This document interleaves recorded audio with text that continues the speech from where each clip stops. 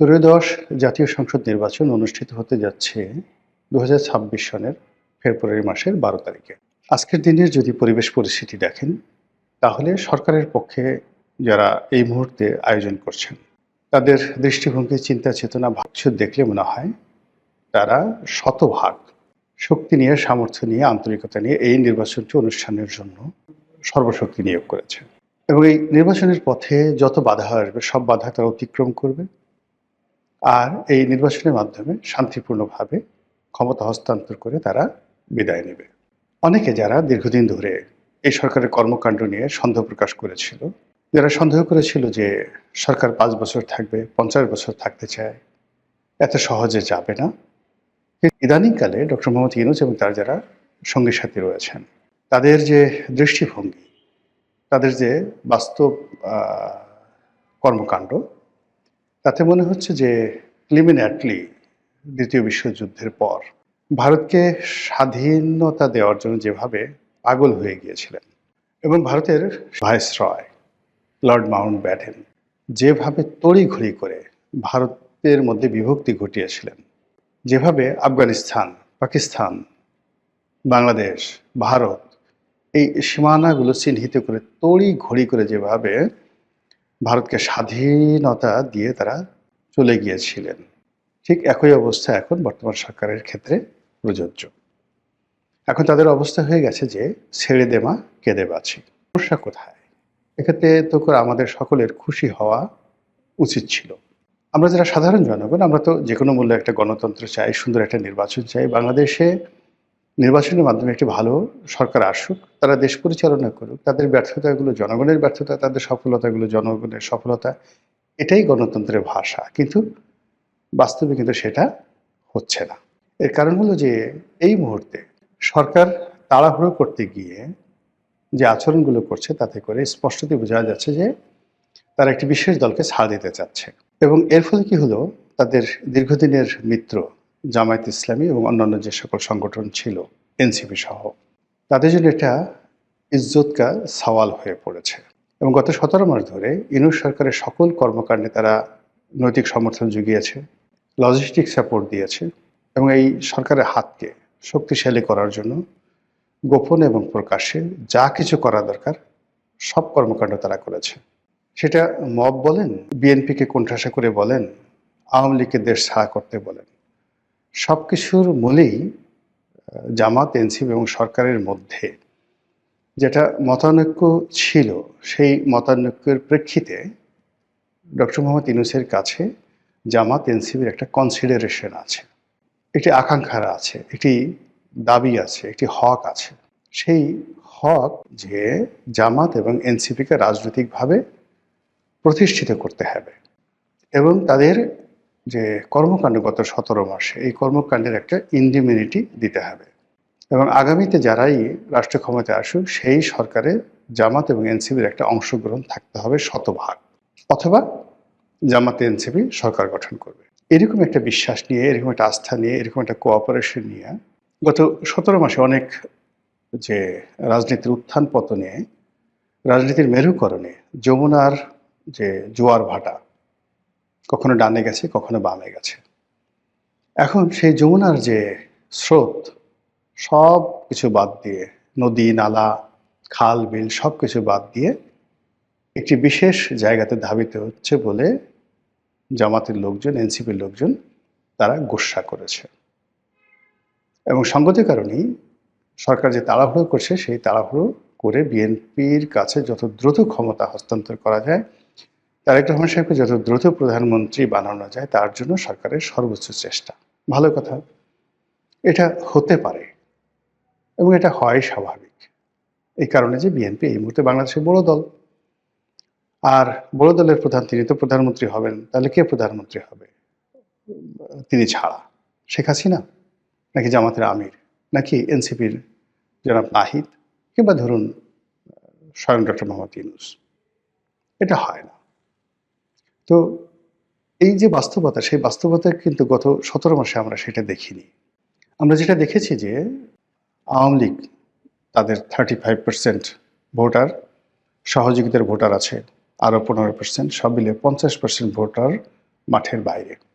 বিএনপির 35% ভোটার আছে, 50 আর 35 85।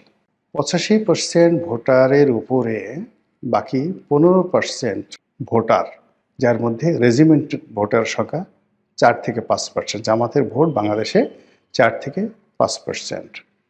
তো এই 4 থেকে 5% রেজিমেন্টাল ভোট মানে সংগঠিত ভোট, এর বাইরে এলোমেলো, সেটা চরমোনাই হতে পারে, অন্যান্য ইসলামিক দলগুলোর ভোট হতে পারে, সব মিলিয়ে নট মোর দ্যান 15%। তো এইটা একটা মানে বৈষম্য, সংখ্যা লঘিষ্ঠ সরকার। তো সেই সংখ্যা লঘিষ্ঠ সরকার গত 17 মাস ধরে 85% ভোটের যারা স্টেক হোল্ডার তাদেরকে মানে এক গ্রুপকে দেশের বাইরে রাখার চেষ্টা করেছে, আরেক গ্রুপকে ক্ষমতার বাইরে রাখার চেষ্টা করেছে। এখন সেটা বুমেরাং হয়ে গেছে এই সময়টিতে এসে। সেটা হলো আওয়ামী লীগ আর এখন আগের মতো নিজেদেরকে দুর্বল ভাবছে না। আর বিএনপি এই নতুন বন্দোবস্তে তারা হঠাৎ করে মানে 180 ডিগ্রি অ্যাঙ্গেলে উল্টে গিয়ে দেশের সকল দণ্ড মণ্ড ক্ষমতার মালিক হয়ে বসে পড়েছে। তো এরকম যখন ঘটনা ঘটে আপনার আমার দৈনন্দিন জীবনে, তখন আমরা কি করি? যেমন ধরুন, একটা খুব প্রাকৃতিক ডাক এসেছে, পেটটা একটু কিরমির কিরমির করছে, গুড়গুড় করে শব্দ হচ্ছে, আপনি বুঝতে পারছেন যে কিছু একটা হবে। এবং আপনার শরীর যখন কষা থাকে, দীর্ঘদিন কষা শরীর, কোষ্ঠকাঠিন্য, তো এরকম গুড়গুড় যখন শুরু হয়, তখন সেখানে আসলে যাকে বলা হয় আমরা সেমি ডায়রিয়া একটা অবস্থা হয়।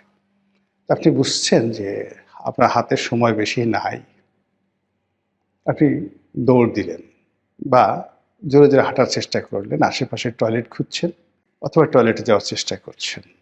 এর ফাঁকে কি কি দুর্ঘটনা ঘটতে পারে? ছোট্ট একটা শব্দ হলো, বায়ু ত্যাগ করতে গেলেন, কাপড় নষ্ট হয়ে যাবে। কিংবা দেখা গেল যে আর একটু অসতর্ক হলেন, পাটা একটু চেগায় দিলেন, কাজ হয়ে যাবে, জ্যাঙ্গে ঠ্যাঙ্গে সব ভরে যাবে। এই গেল মানে দুর্গন্ধের দিক। খুব সুস্বাদু গরুর মাংস, পোলাও, রোস্ট অথবা চিকেন ফ্রাই একেবারে গরম গরমই খেতে হবে, এইমাত্র কড়াই থেকে ভেজে দিয়েছে, এখনই আপনার খেতে হবে। যারা এগুলো খেতে পারবে না তারা ধরেন বড়া, পেঁয়াজু, বেগুনি, গরম গরম কোনো একটা কিছু, কিংবা ধরেন চা, খুব একদম ঠান্ডা হয়ে গেছে, হিমশীত হল, আপনি একটু চা খাবেন। তো তখন যদি আপনি তাড়াহুড়ো করতে যান, কি হবে? আপনার মুখ পুড়ে যাবে, তাড়াহুড়ো করতে গেলেই মুখ পুড়ে যাবে। তো এক্ষেত্রে নির্বাচন নিয়ে যদি তাড়াহুড়ো যেভাবে করা হচ্ছে এবং যে কাজটি অনিবার্যভাবে হবে, সহজ সরলভাবে হবে, সেখানে অতিরিক্ত আগ্রহ দেখাতে গিয়ে, অতিরিক্ত ফর্মালিটিস দেখাতে গিয়ে, ওই যে আমাদের যে প্রাকৃতিক দুটো ঘটনা, বর্জ্য ত্যাগ অথবা খাদ্য গ্রহণ, সেখানে তাড়াহুড়ো করতে গেলে আমাদের যা হয়, এক্ষেত্রে সেটা হওয়ার সম্ভাবনা দেখা দিয়েছে। ২ নম্বর হলো যে আমাদের অতীতে বিএনপির জন্য আসলে একটা জিনিস দেখুন, জমে জম টানে। মানে আপনার ঘরের সামনে ধরেন একজন জমদূত ঘুরে বেড়াচ্ছে, আপনার নাম ধরেন কালু মিয়া, কালু মিয়াকে মারার জন্য জমদূত তার ঘুরে বেড়াচ্ছে। পাশের বাড়ির টিডিক্কা, তাকেও মারার জন্য আরেক জমদূত ঘুরে বেড়াচ্ছে। এখন 2 জমদূতের মধ্যে হঠাৎ দেখা সাক্ষাৎ হয়ে গেল। তো তারা মিলিয়ে দেখলো যে কালু মিয়া এবং টিডিক্কা এই দুজনকে মারার জন্য তাদের ভিন্ন ভিন্ন সময়। তো কাজেই একা কষ্ট না করে 2 জন সদল বলে এসে প্রথমে কালুকে মারলো, তারপরে 2 জন জমদূত সেই যাকে বলা হয় গিয়ে একসাথে টিডিক্কাকে মারলো। এটা বলা হয় এই কারণে যে এই যে প্রাকৃতিক কিছু বিষয় থাকে, একটি সমস্যা আর একটা সমস্যাকে আরো বড় করে তোলে, জমজমকে টানে। তো সেই দিক থেকে সময়, কিছু ঘটনা, কিছু কাহিনী, এটি বেসিক্যালি একটি জম আর এক জমকে টেনে নিয়ে আসে। আওয়ামী লীগের জন্য যেমন ভারতের বন্ধুত্ব, এটি জমের মতো। আবার বিএনপির জন্য জামাতের বন্ধুত্ব, পাকিস্তানের বন্ধুত্ব, এটাও জমের মতো। তো সেই দিক থেকে যদি সময় বিবেচনা করেন, বিএনপির জন্য ফেব্রুয়ারি মাসটি ভালো না।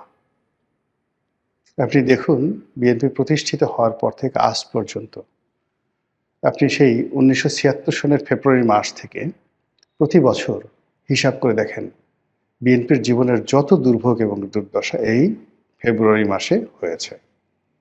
সেই তুলনায় ফেব্রুয়ারি মাসে তাদের সৌভাগ্যের যে পরিণতি খুব মানে সৌভাগ্যের যে লক্ষণ খুব অল্প।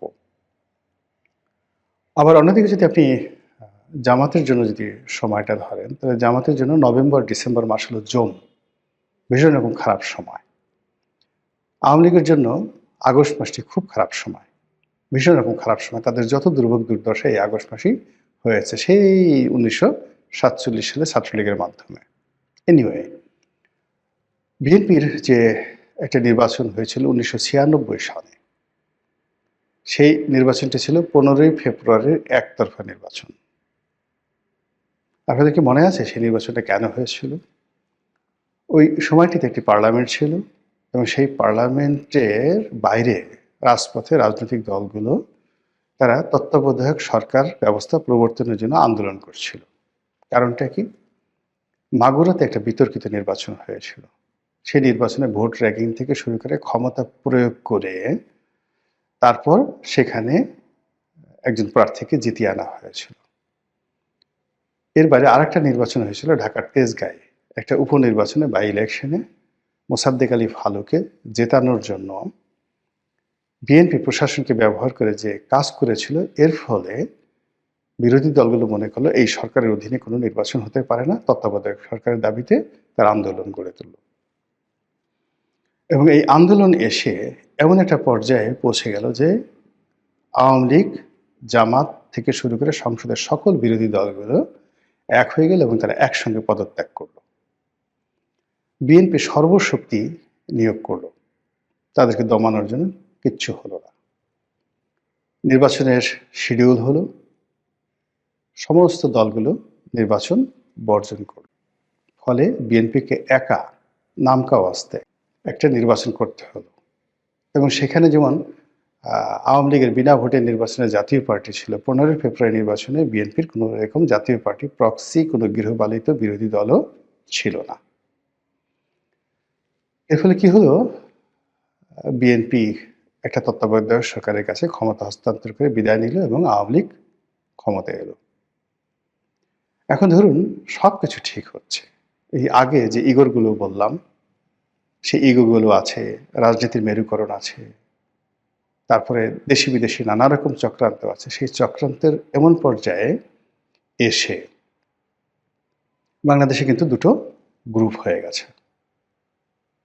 বিএনপির সঙ্গে কারা কারা থাকবে তারা সেটেল হয়ে গেছে, আর জামাতের সঙ্গে যারা থাকবে তারাও সেটেল হয়ে গেছে।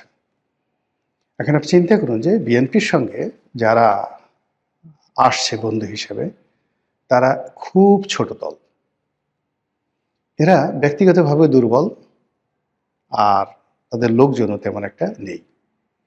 যেমন ধরুন হেফাজতের জুনায়েদ হাবিবি, নুরুল হক নুরু, তারপরে সেই আন্দালিব রহমান পার্থ, মানে এ সকল রাজনৈতিক দলের যারা বিএনপির সঙ্গে সাইফুল বিপ্লবী যে ওয়ার্কার্স পার্টির সাইফুল হক,